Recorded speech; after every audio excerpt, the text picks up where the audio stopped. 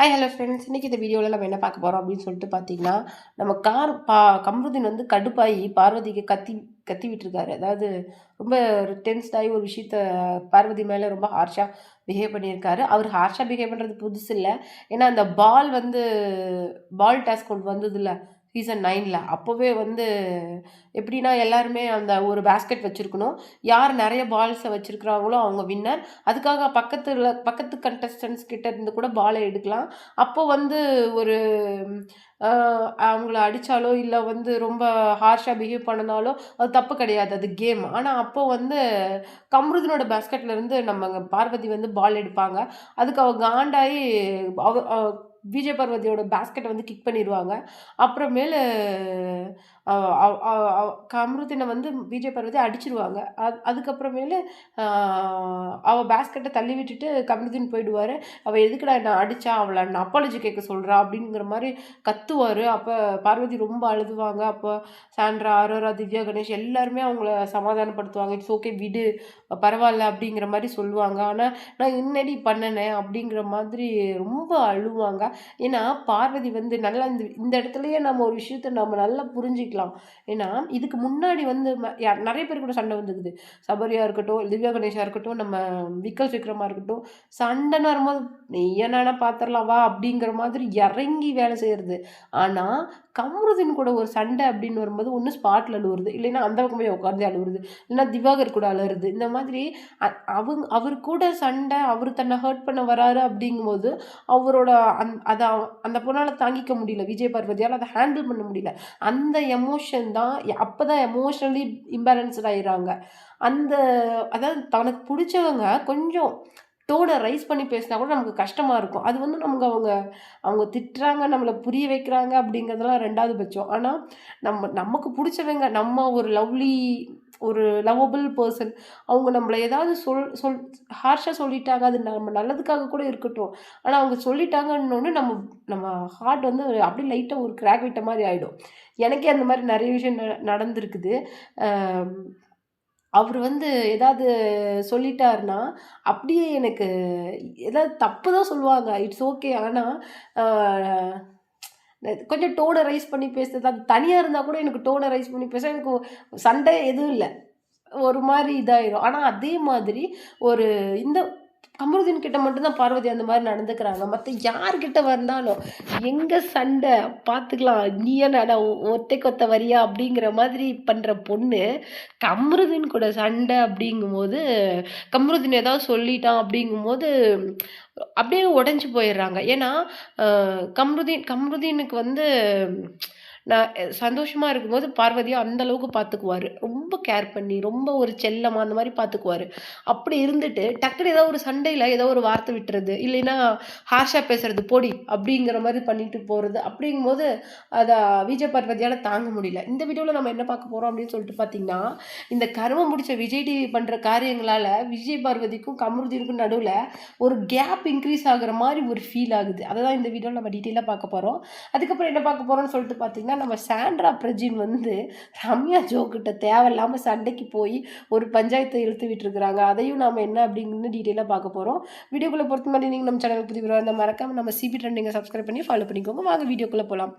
அதாவது first thing என்னன்னா, நம்ம சாண்ட்ரா பிரஜின் இருக்காங்கல்ல, பிரஜின் என்ன பண்ணியிருக்காரு, ரம்யா ஜோவும் கனி எல்லாம் உள்ளே போவாங்கல்ல, அப்போ வந்து என்ன சொல்லியிருக்காங்க, நீங்கள் இந்த மாதிரி மணி பாக்ஸை எடுக்க சொல்லு அக்காவை அப்படின்னு சொல்லிட்டு ரம்யா ஜோவுக்கு ஒரு வாட்ஸ்அப் நோட் அனுப்பிச்சிருக்காரு. அதுக்கப்புறம் கொஞ்சம் என்ன நினச்சாரோ தெரில, மறுபடியும் இல்லை வேண்டாம், அவள் என்ன பண்ணுறாளோ அவள் பண்ணிக்கிட்டோம் அப்படின்னு சொன்னார். அதுக்கப்புறம் அவள் கால் பண்ணுறதுக்குள்ளே அவங்க உள்ளே போயிட்டாங்க.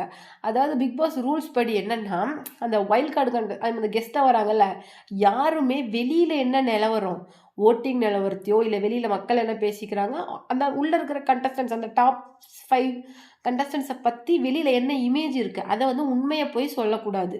அதனால தான் ரம்யா ஜோ வந்து கரெக்டாக கானா வினோத் கிட்ட ஒரு வார்த்தை சொல்லியிருப்பாங்க, கடைசி வரைக்கும் பாரு, கடைசி வரைக்கும் நீ பாரு. உன்னால முடியும். உனக்கு அந்த அந்த இது இருக்கு.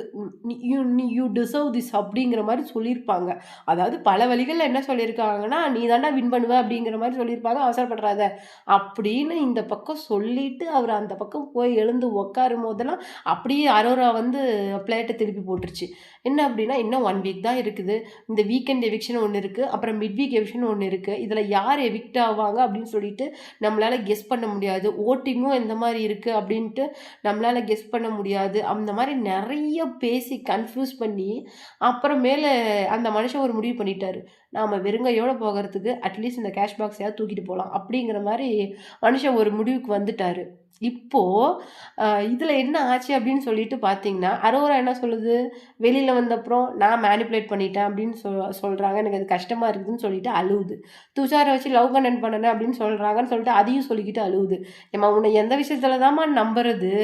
நீ உள்ள ஒண்ணு பேசுற, வெளியில ஒண்ணு பேசுற. கேமுக்காக நான் டிடிஎஃப் வச்சிருக்கிறேன். அந்த ஒரு காரணத்துக்காக தான் நான் கேஷ் பாக்ஸ் எடுக்கல. நான் வின் பண்ணுவேன் அப்படின்னு நெனச்சேன் அப்படின்னு சொன்னேன். சரி ரைட்டு அப்படின்னு பார்த்தா, நான் கானா வினோத்த மேனிபுலேட் பண்ணல. சும்மா டிஸ்கஸ் தான் பண்ணுனேன் அப்படின்னு சொன்னேன்.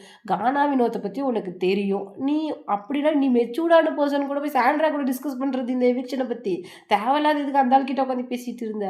சரி இது ஒரு பக்கம் இருக்கட்டும். பிரஜின் என்ன பண்ணியிருக்கிறாரு, ரம்யா ஜோ கிட்ட இந்த மாரி சண்டை போட்டுருக்காரு. ரம்யா ஜோ வந்து என்ன பண்ணிருச்சு, அந்த கான்ல அந்த வாய்ஸ் நோட்ட ரிலீஸ் பண்ணிடுச்சு. இன்னும் அப்புறமேலு ஏன்னா அதுக்கு காரணம், இந்த பிரஜின் வந்து மிரட்டியிருக்காரு. ஏன்னா இன்னொரு விஷயம் என்னன்னா, இவரு மிரட்டியிருக்காரு அப்படின்னு ஒரு நியூஸ் வந்துச்சுன்னா, அது கண்டிப்பா 90% உண்மையா தான் இருக்கும். ஏன்னா, அந்த கார்டாஸ் விஷயத்துல நம்ம சாண்ட்ராவ கிக் பண்ணி வெளில தள்ளின அப்புறம், அ பிக் பாஸ் டீம் வந்து கால் பண்ணி இந்த மாரி சாண்ட்ரா அடிபட்டுருச்சு, ஹாஸ்பிட்டலைஸ் ஆயிருக்காங்க, எமர்ஜென்சி அப்படின்னு மாரி சொல்லியிருக்காங்க. கிக் பண்ணி வெளில தள்ளிட்டாங்கங்கிற ஃபுல் டீட்டெயில்ஸும் சொல்லிட்டாங்க. அப்ப என்னன்னா, சரி ஆனது ஆகட்டும். நம்ம உள்ள போய் பார்த்துக்கலாம். யாரா இருந்தாலும் சரி, இந்த சாண்ட்ராக்கு இந்த மாரி ஆனதுக்கு யார் காரணமா இருந்தாலும் அவங்கள சும்மா விட மாட்டேன் அப்படிங்கிற மாதிரி சொல்லியிருக்காரு. அப்புறம் வந்து சாண்ட்ராவ பார்த்துட்டு அவங்க ஓகே நார்மல் அப்படிங்கிறதுனால தான் வன்முறையவே கைவிட்டாராம். வன்முறைய கைவிட்டீங்களா? ஏன் பிரஜின் இப்படி காமெடி பண்றீங்க? வன்முறைய அதனால தான் உங்களுக்கு பேப்பர் ரவுடி பிரஜின்னு சொல்லிட்டு பேர் வச்சிருக்கிறாங்க. வன்முறைய கைவிடுற அளவுக்கு உங்க வைஃப யாரும் ரொம்ப டார்ச்சர் பண்ணல. உங்க வைஃப் தான் இருக்கிறவங்கள டார்ச்சர் பண்ணிட்டு இருக்கிறாங்க. அது தாங்க முடியாத தான் அந்த பிரச்சனையே நடந்துச்சு. அதாவது அம் அ கம்ருதீன் வந்து ஆல்ரெடி ஒரு மாரி பேட் நேமோட இந்த விமன் விஷயத்துல ஆயிட்டாரு. அது பார்வதியா இருக்கட்டும், இல்ல வேற யாரா இருக்கட்டும். நீங்களும் சேர்ந்து காமருதீன் அப்டின்னா, அந்த பையனோட லைஃப் என்ன ஆகுறது? அவனும் நெறைய அ ஃபீமேல் கண்டஸ்டன்ட்ஸ் கூட நெறைய ஷோ பண்ண வேண்டியது இருக்குது. மூவி பண்ண வேண்டியது இருக்குது. சீரியல்ஸ் பண்ண வேண்டியது இருக்குது. நீங்க அந்த மாரி சொன்னீங்கன்னா, இவன் அந்த மாரி ஆளு அப்டின்னு சொல்லிட்டு எல்லாரும் அவன அ எக்ஸ்போஸ் பண்ண மாட்டாங்களா? இவன் அந்த மாரி அப்டின்னு சொல்லிட்டு நேம் பண்ண மாட்டாங்களா? உங்க வைஃப் பண்றது எந்த விதத்துல சரி? அப்டின்னு சொல்லிட்டு ரம்யா ஜோக்கும், பிரஜினுக்கும் தனியா அந்த பக்கம் ஒரு மாரி சண்டை போயிட்டுருக்குது. அந்த சண்டையோட எண்டுல தான் கனி வந்து உண்மைய சொல்லியிருக்காங்க. உண்மையிலே பிக் பாஸ் வந்து வெளியில இருக்கிற எந்த நியூஸையும் உள்ள சொல்லக்கூடாதுன்னு சொல்லிட்டு ஸ்ட்ரிக்ட்டா சொல்லியிருந்ததுனால தான் நாங்க எதையும் சொல்லல. நாங்க உள்ள வந்தது வந்து நீங்க எந்த மாரி உள்ள நடந்திருக்கிறீங்கன்னு சொல்லிட்டு அவங்களுக்கு எக்ஸ்பிளைன் பண்ணவே தவிர, நாங்க வந்து தேவையில்லாத வெளியில இருக்கிற நியூஸ பத்திலாம் உள்ள சொல்லல அப்படின்னு சொல்லிட்டு ரொம்ப தெளிவா கனி சொல்லியிருந்தாங்க.